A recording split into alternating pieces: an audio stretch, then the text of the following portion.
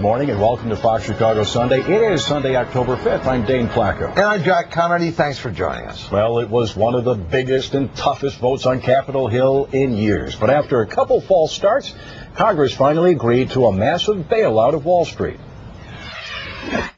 In our bipartisan negotiations between the White House and the Congress, we demanded tough additions to the bill, and they are contained in this legislation. $700 billion bailout package capped 2 tumultuous weeks in Washington and on Wall Street, with daily warnings of economic disaster and a roller coaster stock market. It marks a sharp turnaround for conservative Republicans who killed essentially the same bill a week ago. But the White House is already trying to lower expectations, saying this is not a boost for the economy, but rather a shot of crisis prevention. We're joined from Washington by Illinois Democrat Melissa Bean this morning. Congresswoman, thank you so much for joining us. Glad to be here. You did a lot of heavy lifting behind the scenes on the bill. So on Monday, Congress didn't have the votes. On Friday, it passes overwhelmingly. What happened? Well, I think a lot of folks who were hearing the frustration and understandable anger from many of their constituents before the earlier vote against what they were hearing was going to be an entire expenditure of $700 billion. I think as the media helped educate constituents and members felt that they could still be representative by then responding to the frustration and anger they heard after the failure of the vote. I think that contributed in some ways, where then people were more concerned about access to credit and 401ks and seeing their pension plans drop and all those kinds of things. Congresswoman, what exactly was at risk if this bill had not passed?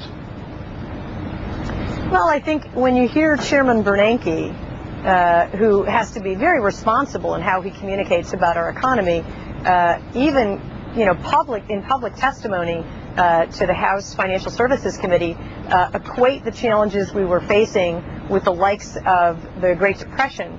I think that gets everyone's attention. It certainly got mine. I mean, this is the likes of which we haven't seen in our lifetime.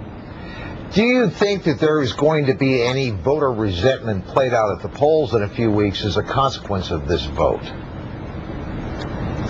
I think there's a little bit of education that has to happen, that members have to communicate to their constituents exactly what was in the bill, and I think the media is helping us do a better job of that. The president spoke about it today to the country and addressed the nation, and trying to let people know that this is not a $700 billion cost. As much as we don't want to have to put any kind of money in, it's really an investment into what are illiquid assets right now to reinvigorate the market and then take those assets back to market later, which will offset some of the cost, but also that there's an equity position that got added from the original proposal. So those financial institutions that we help, the taxpayers will share in their profits. And then ultimately, what hasn't been talked about much in the media is the 5-year recoupment plan that says if after 5 years we haven't recouped the entire expense that's been made with taxpayer dollars, then the next president will bring to Congress a plan to make sure that we recoup that from the financial services industry that caused this problem and not from taxpayers. As we mentioned earlier, the White House is already trying to lower expectations, saying this is not any kind of panacea. This is just to prevent economic catastrophe. Would you agree with that analysis? Well, I think there's no question that the economic challenges we're facing have been in the making for quite some time. And what this is doing is essentially making sure that we don't continue to see our major financial institutions collapsing day after day. And by doing so, I mean, that undermines our entire economy. No one's having access to credit. We're seeing small businesses close their doors because they don't have access to it. So those are the things that we're responding to right now. There's no question that we now have to move forward not only on addressing regulatory reform to bring oversight and accountability where it was lacking so that we can avoid this type of systemic risk in the future, but we also have to look at what is causing some of the challenges in our economy for middle-class families. Well, what if as this goes on, the economic problems continue, the credit problems continue, and Wall Street comes back to Congress and says $700 billion wasn't enough, we need more? Well, I think you can tell by the reaction of the country and this Congress that that's unlikely to happen. Which party benefits politically from all of this, Melissa? Well, I would leave that for the pundits, but I think what I was proud to see was that for the most part, people really put politics aside. This was an issue of national security.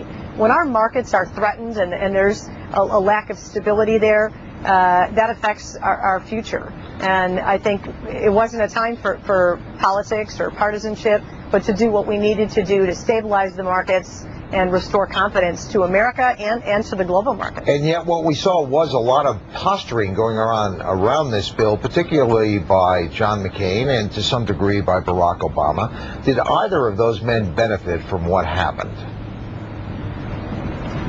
Well, I think what we have seen is as Americans have become even more concerned about the economy, not just their personal situation, which I think they've been concerned about for quite some time, but to see our entire system threatened, that just, I think, heightened the economic issues on the minds of Americans relative to the election. And I would be quoting, the pundits like yourselves to say that has helped Barack Obama quite a bit, as what we're hearing is most Americans feel more comfortable with his vision and particularly his focus on wanting to help the middle class, which is such a strong part of our stimulative consumer spending engine. With the new regulations coming, have we taken a large step towards socialism in the United States, Melissa? Well, I think that was some of the rhetoric from some of the more ideological members who opposed it. I think if you look at those who opposed this plan, what was interesting is you heard opposition from the very far left and from the very far right. It was most of us in the middle that carried the bill.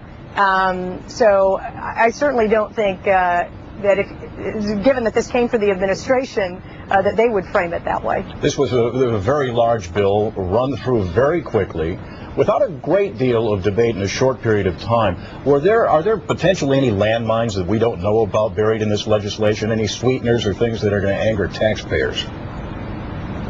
Well, those were just the inclusions from the Senate. That was a tax package, an extender package that had already moved through the House of Representatives, although it included some pay-fors from the House. In the Senate, they stripped out some of the pay-fors, not all of them, and then added it to this other bill. So while some are acting like these came out of nowhere, these have been scrutinized.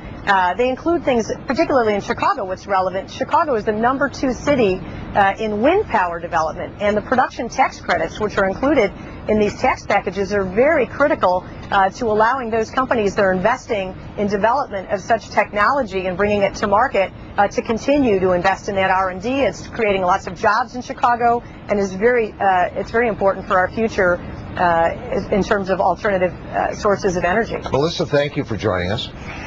Thanks, Congresswoman. Glad to join you. Thanks so much for having me. Appreciate it.